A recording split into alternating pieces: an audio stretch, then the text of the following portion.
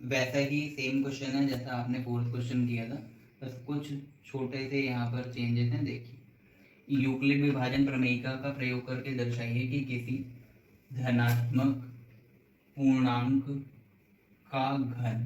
तो पिछले वाले क्वेश्चन में या फोर्थ क्वेश्चन में धनात्मक पूर्णांक का वर्ग करना था, और यहाँ पर क्या करना है, धनात्मक पूर्णांक का घन करना है। घन का मतलब क्यूब करना होगा, घात 3। अब धनात्मक पूर्णांक का घन 9m, 9m प्लस 1 या 9m प्लस 8 के रूप का होता है। तो अब यहाँ पर 9m, 9m या 9m प्लस 8 लाना है। तो इसका मतलब कि हमें b का मान कितना लेना होगा। अब आप सोच रहे होंगे कि b का मान यहाँ पर क्या लिखा हुआ है, 9, तो 9 लेंगे। लेकिन ऐसा अगर करते हैं तो क्वेश्चन हो तो जाएगा, हम आंसर भी ले आएंगे, लेकिन कैलकुलेशन बहुत ज़्यादा लंबी हो जाएगी। तो अब ऐसी कोई संख्या हमें सोचनी है कि उस संख्या की घात 3 करें या क्यूब करें या घन करें, तो रिजल्ट जो है उसमें से हमें कॉमन 9 मिल जाए। तो ऐसी कोई संख्या हमें सोचनी है। तो वो संख्या क्या हो सकती है, तो उस संख्या को 3 ले सकती है। ऐसा क्यों? क्योंकि 3 की घात अगर 3 करते हैं तो 3 की घात 3 किसके बराबर आता है, 27 के बराबर। और 27 से हमें अगर 9 बनाना है तो 27 को आप 3 गुणा 9 के रूप में भी लिख सकते हो। तो आसानी से यहाँ पर 9 या 9 बन जा रहा है। तो हम b का मान किस संख्या के बराबर लेंगे, तो वो 3 के बराबर ले सकते हैं। तो चलिए स्टार्ट करते हैं। अगर कोई कंफ्यूजन रहेगा तो उसको फिर से देखेंगे। लिख लेंगे, माना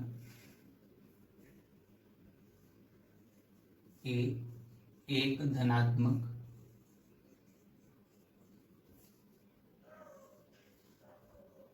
पूर्णांक है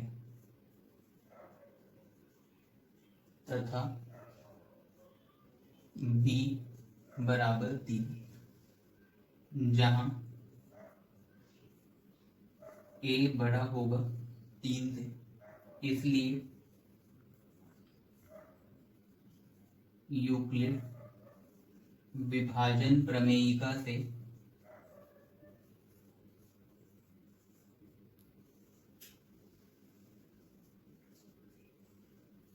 a बराबर होता क्या है, BQ प्लस आर, जहां r बड़ा और बराबर होगा 0 से और छोटा आएगा b से। तो b का मान हमें क्या रखना है, 3। तो इसलिए a बराबर 3Q प्लस आर लिख सकते हैं। और जहां अब r बड़ा या बराबर आएगा 0 से और छोटा किससे होगा, तो 3 से। तो लिखा जा सकता है, अतः r का मान या तो 0 आएगा, 1 हो सकता है और 2 हो सकता है। तो अब शुरू वैसे ही करते हैं। इस स्टेप को हम समीकरण 1 मान लेंगे। अब समीकरण 1 में एक बार r बराबर 0 रखना है, एक बार 1 रखेंगे और फिर 2 रखेंगे।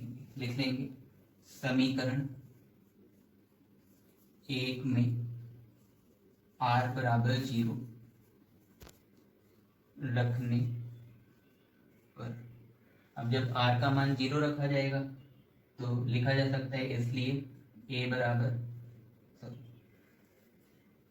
3Q प्लस r को किससे रिप्लेस करना है या किससे बदलना है, तो 0 से।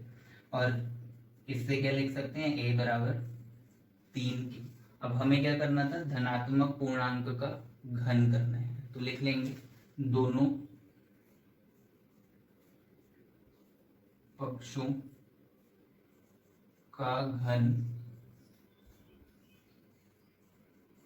करने पर, तो घन करने पर लेफ्ट हैंड साइड में भी a की घात 3 लिखा जाएगा और राइट हैंड साइड में भी जो संख्या 3Q है उसकी घात 3 लिखा जाएगा। तो अब सॉल्व अगर करें तो ये a की घात 3 आ जाएगा, और 3 की घात 3 का मतलब होता है 3 गुणा 3 गुणा 3। अब आप गुणा करो तो 3 3 9, 9 3 27 आएगा। तो आप लिख सकते हो 27Q की घात 3। अब हमें जिस रूप में लाना है, तो कौन से रूप में लाना था, 9m के रूप में। तो क्या कर लेंगे, इस 27 को हम क्या लिख सकते हैं, 9 गुणा 3, 9 3 27 होता है, तो 9 गुणा 3 और ये क्यू क्यूब बचेगा, तो वो वैसे ही नोट कर लेंगे। अब यहाँ पर इसलिए लिखा जा सकता है a क्यूब बराबर 9 और m अब यहाँ आप समझ गए होगे, लिखेंगे जहाँ m बराबर 3q क्यूब होगा। तो इसमें हमने एक पार्ट सिद्ध कर लिया कि संख्या a का घन 9m के रूप का होगा। अब पुनः क्या करना है, r का मान 1 रखना होगा। तो लिख लेंगे पुनः r बराबर 1 रखने पर, और जब r का मान आप 1 रखोगे तो आ क्या जाएगा, a बराबर 3q प्लस 1। अब फिर से दोनों पक्षों का घन करना है, तो लिख लेंगे घन करने पर।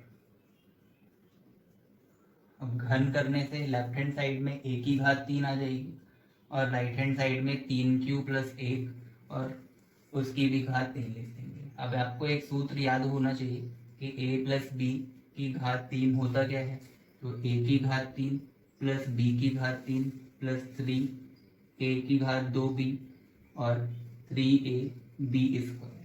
तो इस सूत्र का हमें यूज करना होगा।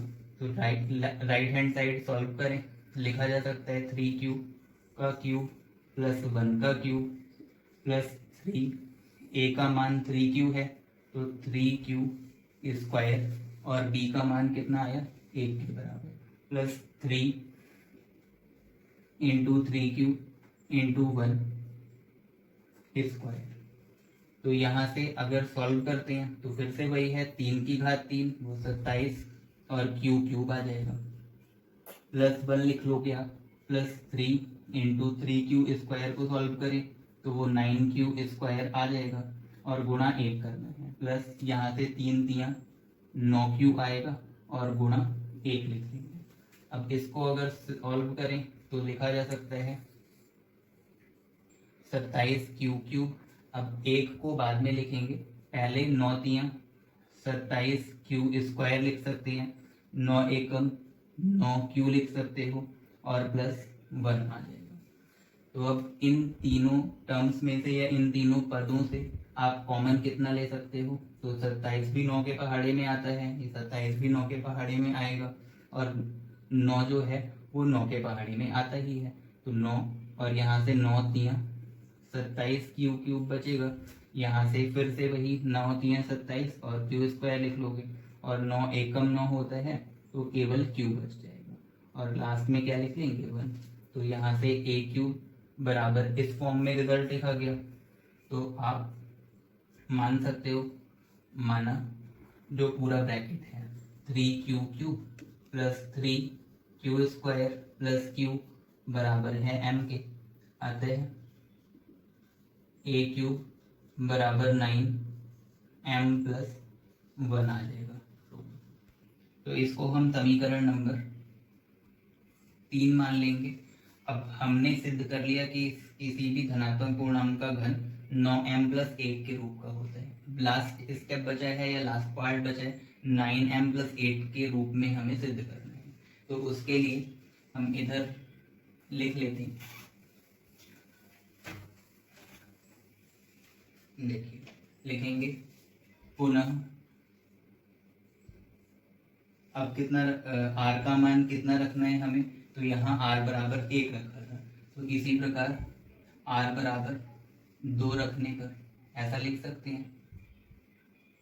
और अगर r का मान 2 रखेंगे तो समीकरण 1 में a बराबर कितना आएगा 3q प्लस 2। और फिर से वही कि हमें धनात्मक पूर्णांक का घन करना है तो दोनों पक्षों का लिख लेंगे घन करने पर। और अगर हम घन करते हैं तो इधर लेफ्ट हैंड साइड में a की घात 3 आ जाएगी और राइट हैंड साइड में भी 3q प्लस 2 या 2 और होल पावर 3 आ जाएगी। अब सूत्र फिर से वही लगाना है a प्लस बी की घात 3 बराबर जो पहले हमने सीखा है। तो उस सूत्र की सहायता से आप लिख सकते हो 3q होल पावर 3 2 की पावर 3 a स्क्वायर भी है तो a square means 3q whole square और गुणा b 2 लिख लेंगे प्लस 3ab स्क्वायर। तो a का मान 3q और b स्क्वायर करना है तो b का मान कितना है 2 तो 2 की घात 2 लिख लेंगे। अब इसको अगर सॉल्व करते हैं या हल करें तो 3 क्यू की घात 3 कितना आ जाएगा 27 क्यू क्यूब प्लस 2 की घात 3 तो वो 8 के बराबर आती है, प्लस 3 गुणा 3 का स्क्वायर करोगे तो 9 क्यू स्क्वायर गुणा 2 मिल जाएगा, प्लस 3 तियाँ 9 होता है तो आप लिख सकते हो 9 क्यू प्लस 9 क्यू गुणा 4। तो अब फिर से उसी प्रकार 27 क्यू क्यूब प्लस 9 तियाँ 27 9 तियाँ 27 27 दूनी 54 तो लिख लोगे आप 54 क्यू स्क्वायर प्लस 9 चौक 36 क्यू प्लस अब कौन सी संख्या बची तो 8 बच रहा है, यहाँ पर हम 8 लिख सकते हैं। अब इन तीनों संख्याओं या पदों से देखें तो 27 54 और 36 तीनों संख्याएं 9 के पहाड़े में आती हैं, तो 9 आप यहाँ से कॉमन लोगे, बचेगा 3 क्यू क्यूब प्लस 9 6 54 तो 6 क्यू स्क्वायर प्लस 9 4 36 या 9 चौक 36 तो 4 क्यू और प्लस क्या लिखेंगे 8। तो यहाँ से ए क्यूब बराबर इस रूप में संख्या आ गई। अब लिख लेंगे माना जो पूरा ब्रैकेट जो कॉमन आता है उसके अलावा पूरे ब्रैकेट को हम मान लेंगे कि संख्या किसके बराबर है m के, और अगर m के बराबर ये पूरा ब्रैकेट माना गया तो ए क्यूब बराबर 9m प्लस 8 लिखा जा सकता है। इसको आप मान लो समीकरण नंबर 4। तो समीकरण 1 2 जो आई थी और समीकरण 3 लिखी हुई है बोर्ड पे, और समीकरण 4 की हेल्प से आप लिख सकते हो कि किसी भी धनात्मक पूर्णांक का घन लिख लेंगे। अतः किसी धनात्मक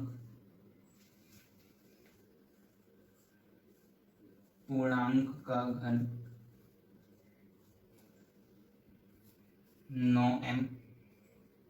9m प्लस 1 व 9m प्लस 8